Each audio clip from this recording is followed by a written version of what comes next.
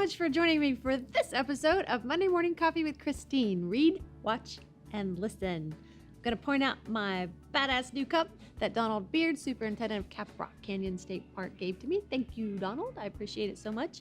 And we are doing another guest spot today. I am going to make the recommendations from Scott Bradley. First of all, I'm going to start with his book. The book that he recommends is called Shantaram, and it is by Gregory David Roberts.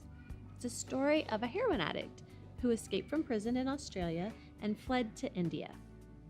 It's actually based pretty closely on the author's life. He actually was a heroin addict who escaped from prison. I was around Scott a lot while he was recommending this book, and he quoted it quite a bit, so I'm not surprised that it was really important to him. He says that it will really make you more compassionate for the slum dwellers in India, and that the richly laced philosophical discussions might just change the way you believe about some things.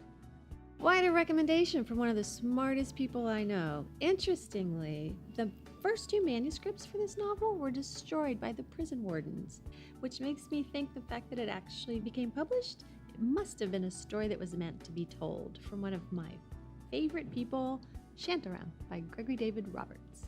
And Scott's recommendation for a movie was The Princess Bride. That movie came out in 1987 and quickly developed a cult-like following. When I first met Scott in 2003, one of the first things I learned about him was that he has the whole movie memorized. In fact, his daughters used to have people come over just to watch him watch the film. It has some really memorable quotes like, "If you rush the miracle man, you get rotten miracles." I have to admit, sorry, Scott, I've never seen the movie in its entirety. I'm really hoping that that will make him invite me over to watch it on one of his backyard screen, and I'll even bring the popcorn and shiner. And now for Scott's recommendation for a song. It's London Homesick Blues by Gary P. Nunn. I had the profound pleasure of watching Gary P. Nunn on the stage at the Texas Bison Festival 2015, and it was so much fun watching that 73-year-old up there just soaking up the energy from the audience. I think a lot of people might think that this song is called "I Want to Go Home with the Armadillo" because that's one of the most memorable lines.